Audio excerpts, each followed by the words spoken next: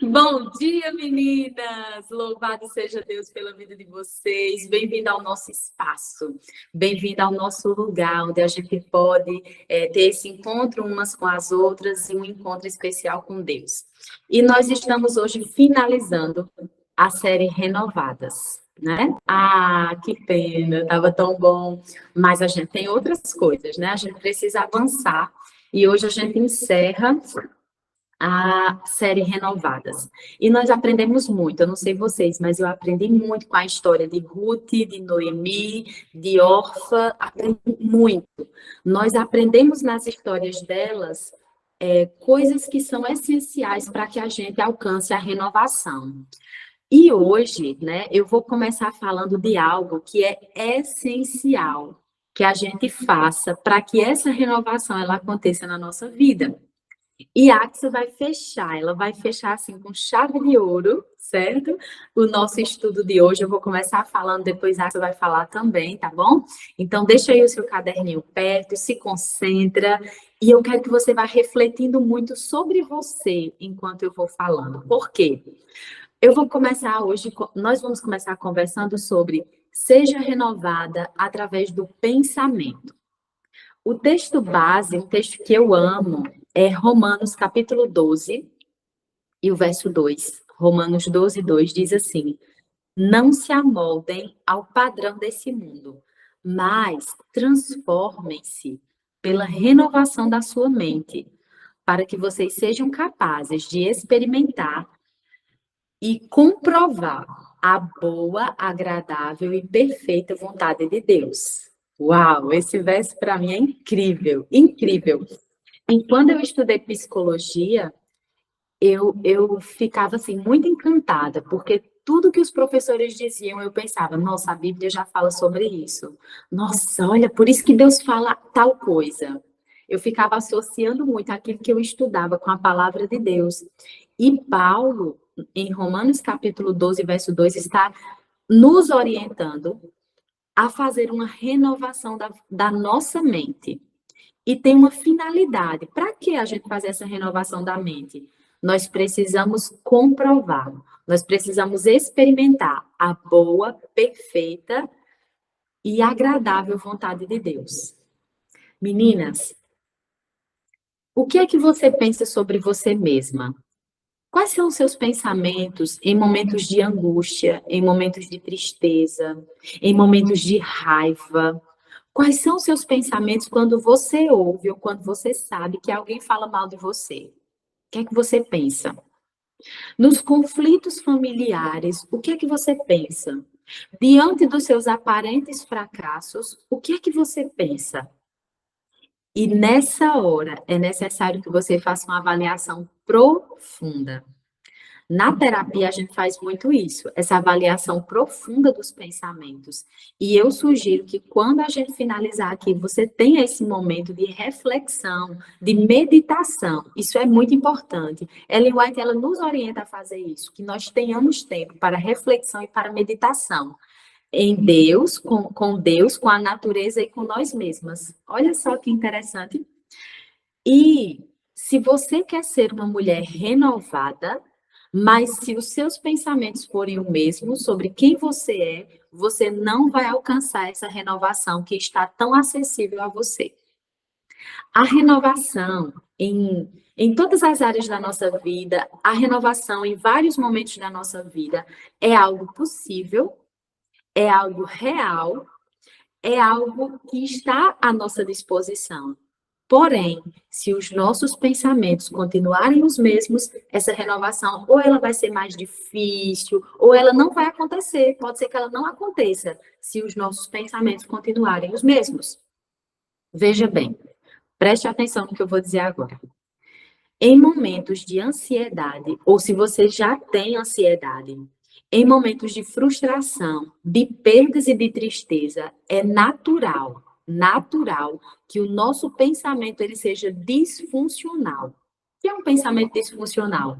É um pensamento que ele vai surgir na minha mente e perceba, Quando nós estamos nessas situações que eu falei para vocês, de ansiedade, de frustração, de perda e de tristeza, pensamentos disfuncionais são os primeiros que chegam à nossa mente.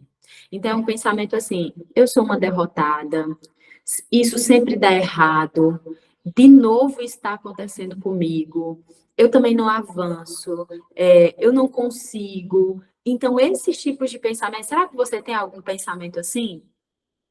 Eu sou incapaz, ninguém também presta atenção no que eu falo. Será que você já teve esse tipo de pensamento? Ou outros pensamentos disfuncionais?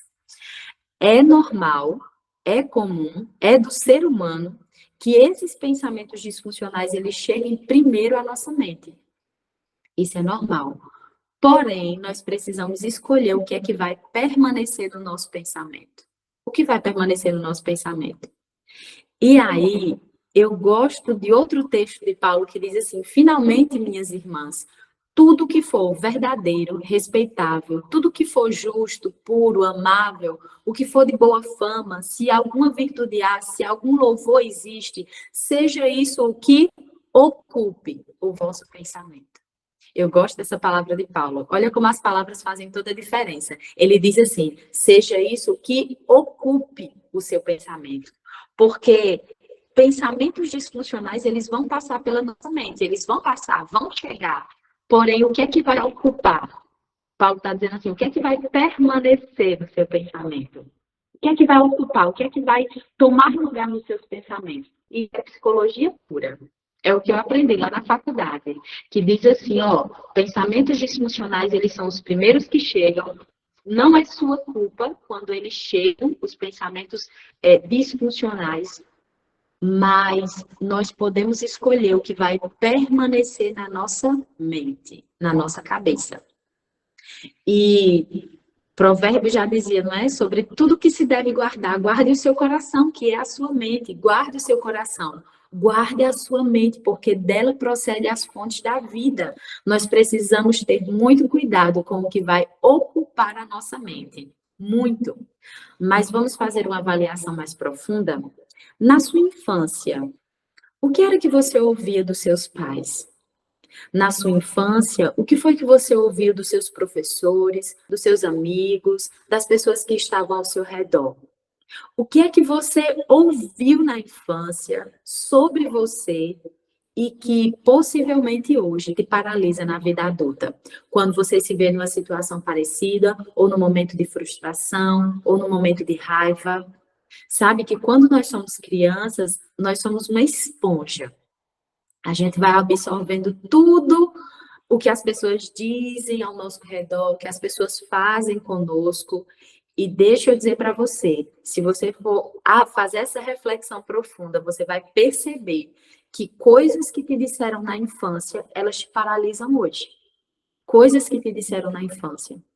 E a gente precisa ter muito cuidado com isso. Nós precisamos hoje, como mulheres maduras, crescidas, nós precisamos fazer essa reflexão. Precisamos olhar para dentro. E nesse olhar para dentro, Senhor, quais são os pensamentos? O que é que diziam ao meu respeito quando eu era criança? Porque às vezes a gente erra em alguma coisa e a gente faz assim, mas eu também não consigo, eu não consigo isso, eu não venço isso, eu sou burra. E esse pensamento vem lá da infância, de alguém que te disse isso.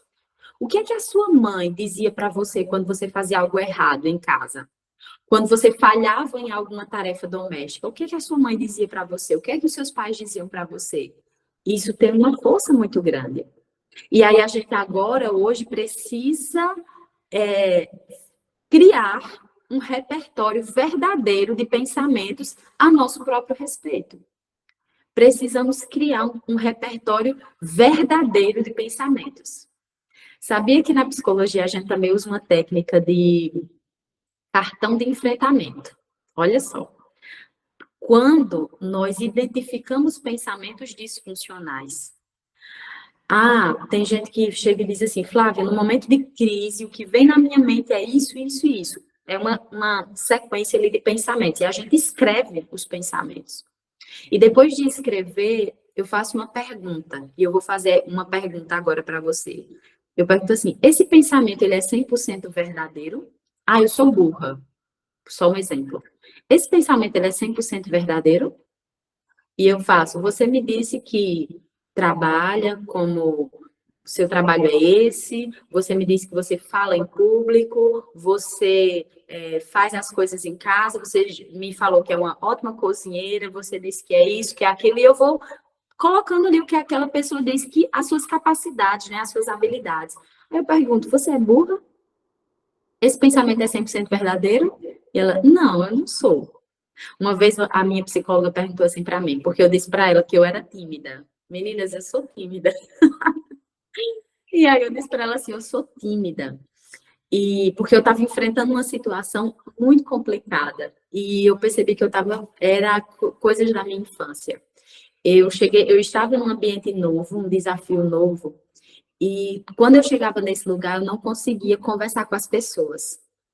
Eu estava com muita dificuldade de me socializar, de chegar e dizer, oi, eu sou Flávia, gente, isso na vida adulta, tá? Faculdade.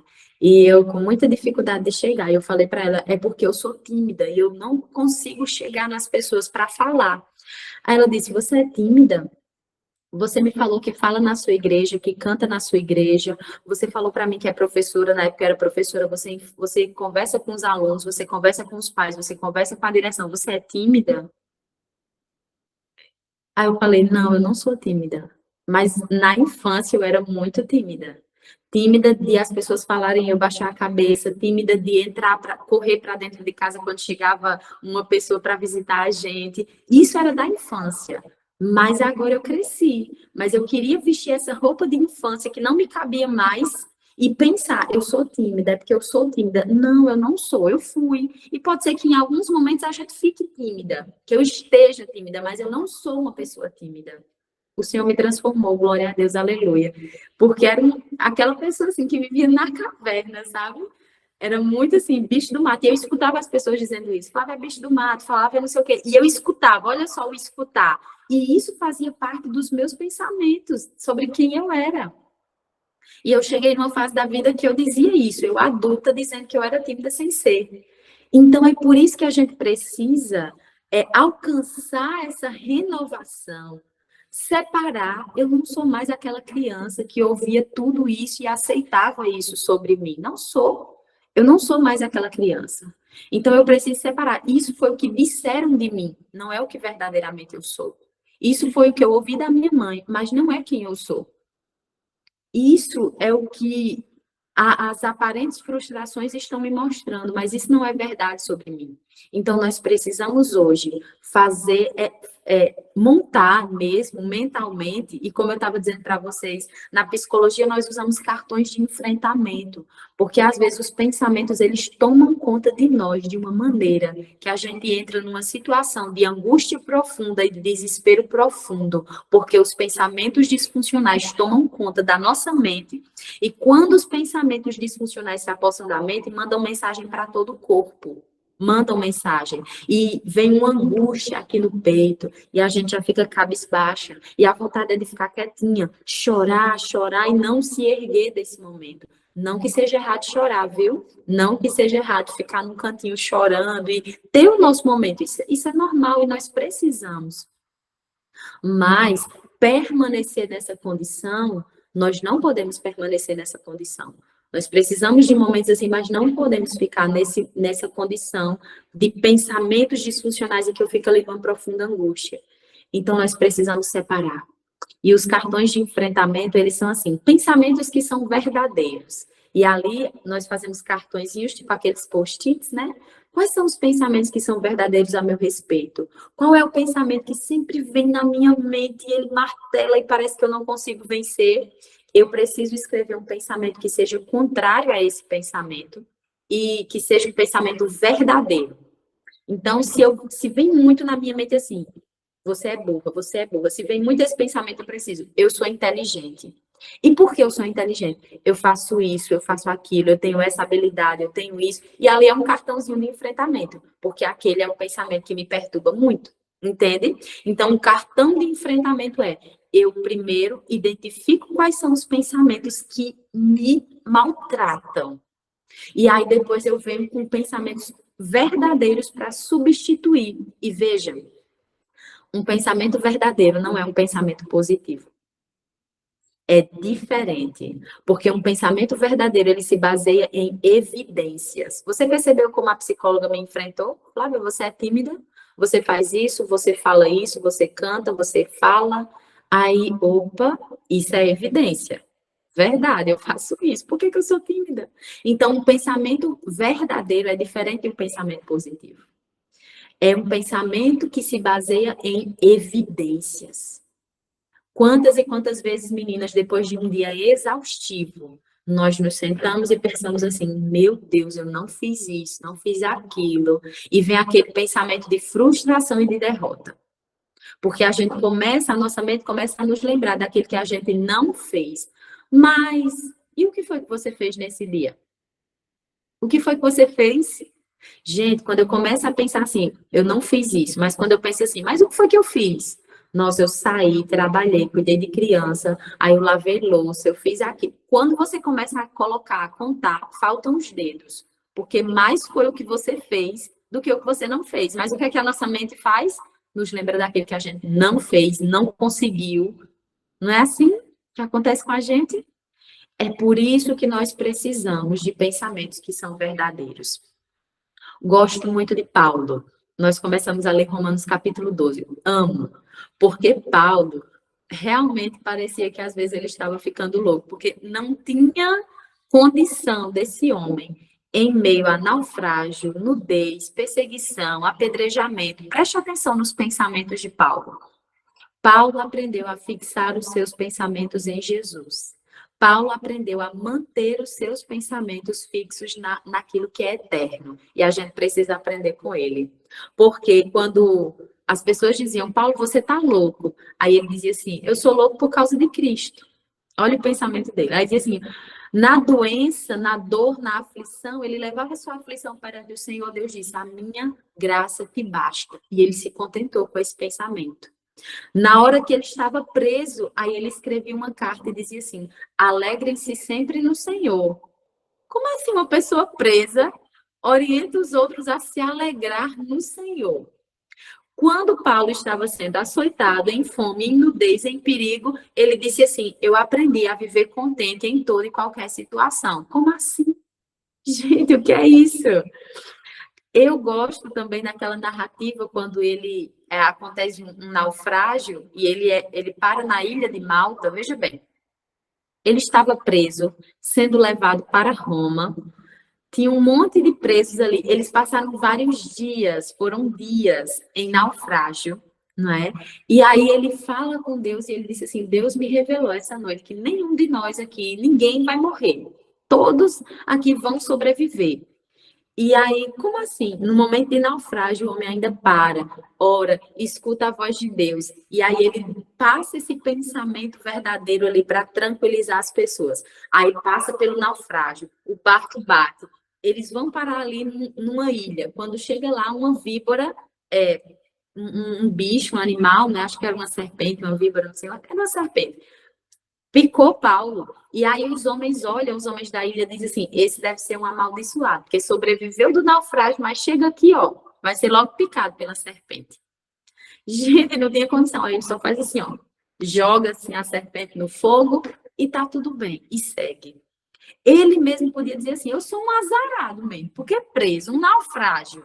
Ele mesmo podia reclamar da vida, mas Paulo, ele não se contentava em ter pensamentos que paralisassem. Se vinha pensamentos disfuncionais, logo ele levava cativo a Cristo e os seus pensamentos, ele ligava a Deus. Paulo, ele entendia quem ele era em Deus. Isso é, o pensamento, era a identidade dele. Ele sabia quem ele era em Deus e ele sabia do propósito que ele tinha em Deus. Meninas, para nós alcançarmos essa renovação, nós precisamos ter muito claro o que é que Deus pensa sobre nós. Nisso consiste a nossa identidade, quem realmente somos, quem você é. Avalie. Quando pensamentos disfuncionais chegarem à sua mente, o que é que Deus diz sobre isso? O que é que Deus pensa sobre isso? Se aposse daquilo que Deus pensa sobre você. Isso é muito valioso, porque nós nos apossamos daquilo que disseram sobre nós na infância, e a gente continua repetindo esse repertório, querendo uma renovação, mas na minha mente não há renovação, então eu não consigo essa renovação.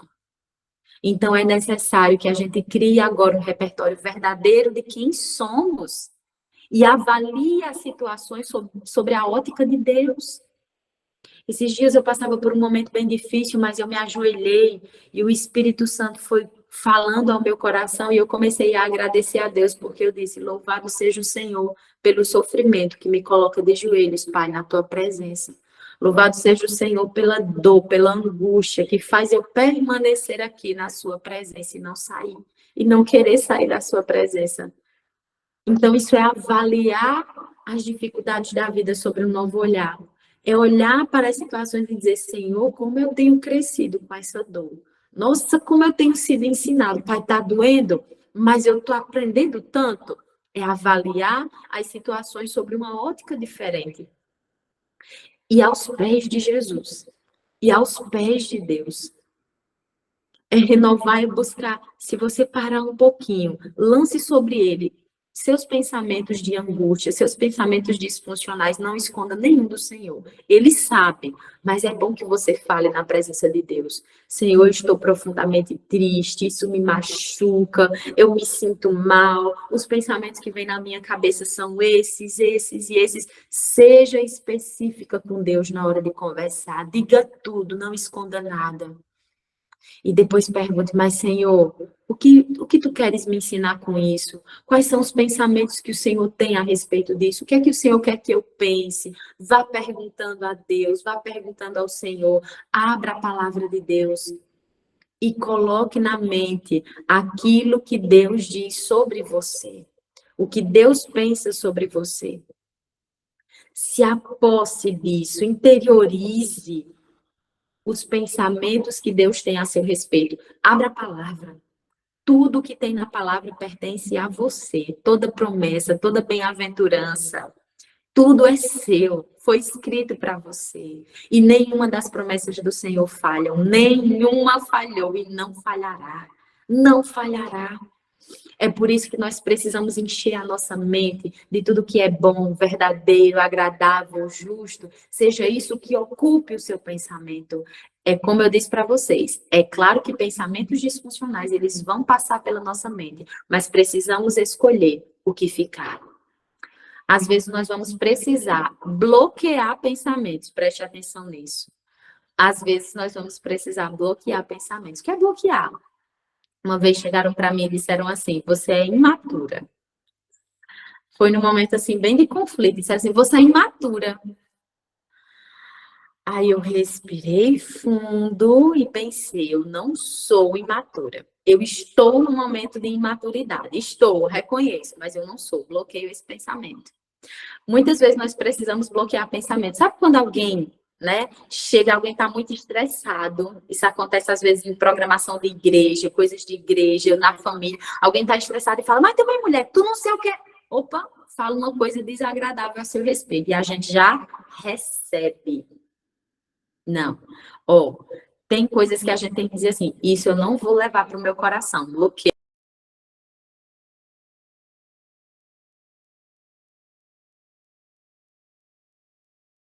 Eu não vou internalizar isso, porque esse pensamento não é verdadeiro sobre mim. Eu não vou guardar ele. Isso não vai ocupar o meu coração, não vai ocupar a minha mente. Muitas vezes nós precisamos bloquear pensamentos e outras vezes substituir pensamentos. Como eu já falei para vocês, substituir, né? Avaliar se esse pensamento é 100% verdadeiro e guardar aquilo que é verdadeiro sobre nós. E o que não for verdadeiro, a gente vai levando esses pensamentos cativos a Cristo, como Paulo nos orientou, como Paulo nos orienta. Hebreus 3, verso 1, nos orienta assim: fixem os seus pensamentos em Jesus. Fixem os seus pensamentos em Jesus. Deixa eu dizer para vocês algo do fundo do meu coração. Esses dias eu fixei os pensamentos muito em algo, alguém me feriu, E talvez você esteja passando por isso. Alguém feriu você, alguém machucou você, ou alguém tem machucado você. Alguém me feriu, e sabe quais eram os meus pensamentos? Era no que a pessoa me fez o tempo todo. Nossa, essa pessoa fez isso, nossa, essa pessoa falou isso. Eu fixei os meus pensamentos no que a pessoa me fez. E Deus começou a falar muito fortemente ao meu coração que eu precisava fixar os meus pensamentos em Jesus. E um dia, quando eu estava em oração, eu comecei a falar: Senhor, ainda está doendo isso que essa pessoa me fez, ainda está doendo aquilo. E eu fui dizendo as palavras, as atitudes. E aí Jesus falou assim ao meu coração: Flávia, o que essa pessoa fez para você não se compara ao que os seus pecados fizeram comigo. Você entendeu? Que seja o que for que alguém falou mal de você ou machucou você, não se compara ao que os nossos pecados fizeram com Deus, com o Salvador, com Jesus. E eu comecei a olhar para Jesus e eu disse assim: Senhor, é verdade. Meus pecados levaram o Senhor para a cruz, meus pecados te machucam e eu ainda erro e o Senhor ainda tem paciência comigo e o Senhor me ama. E eu comecei a falar de Jesus, olhar para Jesus, olhar para o que ele faz por mim, o que ele fez por mim. Fixei os meus pensamentos em Jesus e todas as vezes que a minha mente queria se demorar muito no que a pessoa me fez, eu começava a pensar mais em Jesus, pensar mais em Jesus, no que ele fez, no seu sacrifício, no seu amor, na sua bondade, nas suas palavras, nas suas promessas. Fixem os seus pensamentos em Jesus. E Deus tem falado isso muito ao meu coração, porque a nossa tendência é olhar para o problema, falar do problema, dormir com o problema, namorar com o problema, se apaixonar pelo problema e a gente fica agarrado ao problema. E Deus está nos chamando: fixem os seus pensamentos em Jesus. Olhe para Jesus, abrace Jesus, converse com Jesus, esteja aos pés de Jesus, durma com Jesus, abrace Jesus, entende? Precisamos substituir para que a nossa mente alcance essa renovação e todas nós juntas possamos experimentar a boa, perfeita e agradável vontade de Deus. Louvado seja o Senhor, que nos dá essa oportunidade, que nos concede essa bênção maravilhosa. No mundo nós vamos passar por muitas aflições, tenham ânimo. Eu venci o mundo por você, menina. Eu venci o mundo por você, porque eu te amo, de Jesus, eu te amo. Nas palmas das minhas mãos eu te gravei, eu te amo. Eu não me esqueço de você, mulher. Menina, eu não esqueço. Eu te amo. Olhe para mim, olhe para a cruz. Aqui está o seu real valor. Eu te amo. É o que Jesus disse. Você vai se sentar comigo no trono. Eu amo você. Eu vou colocar uma coroa de ouro na sua cabeça. Eu amo você. Tudo é Jesus dizendo que nos ama.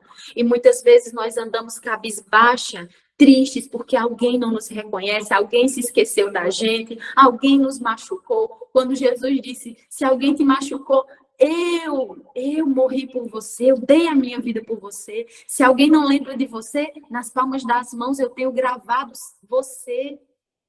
Se alguém não te reconhece, eu te vejo, eu te abraço, eu te fortaleço, eu te sustento, eu estou com você. Fixemos os nossos pensamentos em Cristo Jesus, no que Ele diz sobre nós e no propósito que Ele tem para cada uma de nós. Avante, mulher, não desiste agora, levanta, levanta, é o Senhor quem te sustenta, é o Senhor quem te fortalece. Fixe os seus pensamentos em Jesus Cristo, em Jesus.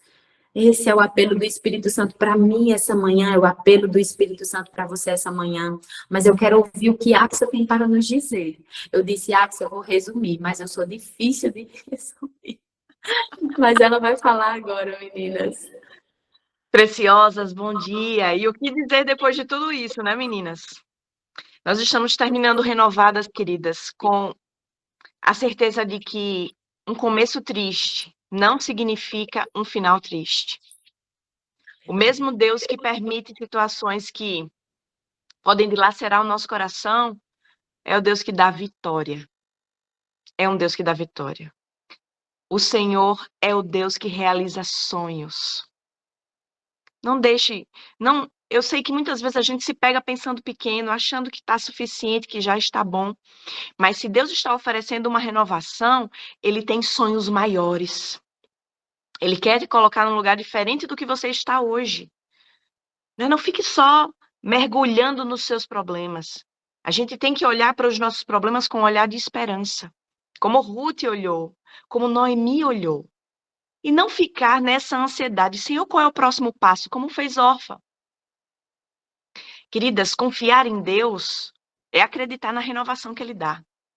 Queridas, confiar em Deus é saber que Deus tem o melhor para nós, mesmo na situação que nós estamos. É um ato de amor que Ele faz conosco todos os dias. A gente está chegando pertinho da Semana Santa e a gente sabe que Deus já garantiu a nossa renovação lá na cruz.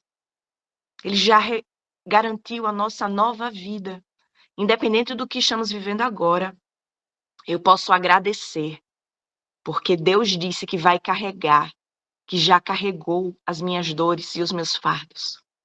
Pelo contrário, Ele carregou as nossas, aliás, Ele carregou os nossos fardos, as nossas dores e nos deu o quê, queridas? Uma renovação. A possibilidade de dizer, Senhor, eu posso seguir, eu posso enfrentar, eu posso melhorar. Porque há um Espírito, o Espírito Santo de Deus tem um propósito, queridas, de levar você até o final. Ele não vai te deixar pelo caminho. Confie no processo. Ele está aí com você. Aconteça o que acontecer, ele não te larga. E como na história de Ruth e de todas as personagens que nós estudamos, nós vimos que Deus, independente do que a pessoa está passando, Deus está oferecendo alívio. Ele é o nosso alívio. Então, se você está passando por alguma dor, olhe com esperança para o que você está passando. O que é que Deus está querendo me ensinar com essa doença? O que é que Deus está querendo me ensinar com essa dificuldade no casamento? Porque isso pode ser oportunidade. Deus não desperdiça nenhuma, nem sequer uma. Às vezes a gente diz assim, puxa vida, estava até indo bem, mas agora que aconteceu isso, pronto, acabou-se. E a gente se esquece que Deus é especialista em realizar sonhos, em tornar algo triste em vitória. Querida, eu não sei o que você está passando hoje, mas eu tenho a certeza de que o Deus que te criou é o mesmo Deus que vai te carregar, te sustentar no meio das águas, passando pelos vales, passando por desertos. Mas eu não posso deixar de lhe perguntar. Você deseja hoje dizer, Senhor, do jeito que estou e como sou, eu quero me entregar em tuas mãos para viver a renovação que o Senhor tem para mim.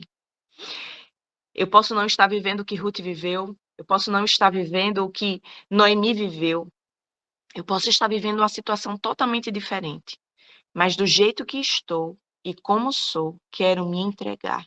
Eu quero reconhecer que o Senhor está controlando tudo e que o Senhor é o meu Deus. E que quando eu estou contigo, eu sou forte. Flávia citou 2 Coríntios, quando falou que 2 Coríntios capítulo 12, quando Paulo diz assim, olhe, a tua graça, a tua presença, a tua bondade, as tuas virtudes, Senhor, são suficientes para mim. Ou seja, tudo que Deus me deu já é o suficiente. Eu não posso dizer assim, não, eu estou tão fraca que eu não consigo aguentar isso. Deus está dizendo, querida, eu já estou te dando o suficiente. A minha graça é o suficiente. A minha graça te basta. Às vezes a gente diz assim, Senhor, acaba logo essa provação, mas a gente não entende que tem maturidade no processo, não é só dor, não é só tristeza, não, tem crescimento e tem vitória. Se Ruth, querida, tivesse desistido lá em Moabe, ela tinha perdido de participar da descendência de Cristo. Se Noemi tivesse ficado chorando, lamentando, sem acreditar no plano de Deus, ela não teria recebido a sua bênção. E hoje é o mesmo para você e para mim. Tem vitória, acredita, confia, não deixa de caminhar. O Deus que permite a aflição é o Deus é o Deus amigo que está segurando a minha mão, que não me solta. Então, por isso, eu posso acreditar na minha renovação, não pelas minhas forças, mas é porque Deus é o suficiente na minha vida. Mesmo que eu tenha perdido tudo, mesmo que os meus sonhos tenham, sido destruídos, há um Deus capaz de reconstruir, há um Deus capaz de restaurar, há um Deus capaz de renovar. E eu estou aqui para dizer, queridas, acredite, aceite, confie. Deus tem algo, uma novidade para você. Acredite no que Ele diz sobre você. Largue os pensamentos que não são funcionais. E confie de que já está tudo garantido. A cruz é a certeza de que a minha dor não durará para sempre. A cruz é a certeza de que com Deus eu estou no lugar certo. A cruz é a certeza de que eu sou amada. Do jeito que eu estou. Sou amada quando erro, amada quando acerto, amada quando desisto, quando me sinto fraca. Não existe condição que me tire dessa situação. Sou amada, sou filha. E Ruth viveu isso, Noemi viveu isso. E se elas viveram, eu posso viver também. Quem deseja dizer isso? Senhor, eu quero, eu preciso, eu necessito de uma renovação. Eu preciso confiar, Senhor, porque às vezes eu tenho medo, eu estou como órfã dizendo assim, Senhor, qual é o próximo passo? Qual é o próximo passo? O que é que vem depois? Senhor, apressa essa aflição porque eu não estou aguentando. Eu confio que Deus é Deus e que Ele é poderoso para me sustentar no vale, capaz de me sustentar no deserto, capaz de me sustentar no momento difícil e de me dar vitória. Vamos orar? Querido Santo Deus, estamos em Tuas mãos. Estamos, Senhor, do Teu lado. Obrigado porque essa situação de dor, de sofrimento, muitas vezes, Senhor, ela é utilizada, ela é oportunidade para que o Senhor nos amadureça. Que a gente confie, Senhor, e coloque nossas vidas na certeza de que o Senhor está cuidando, de que o Senhor sabe o que faz, porque Tu és o nosso Deus. Por favor, meu Deus, não nos deixa no meio do caminho. Precisamos ter forças para continuar. Obrigado porque as dores são professoras. Professoras tuas, elas são auxiliares tuas no nosso processo de salvação. Nos ergue, meu Deus, nos dá a alegria de viver, porque há muito para celebrar, há muito para agradecer, e nós queremos estar assim, Senhor, com o coração aberto para dizer obrigada, Senhor, porque em tudo que eu passo, o Senhor me ensina. Obrigado, Senhor, porque o próximo passo é um passo de vitória.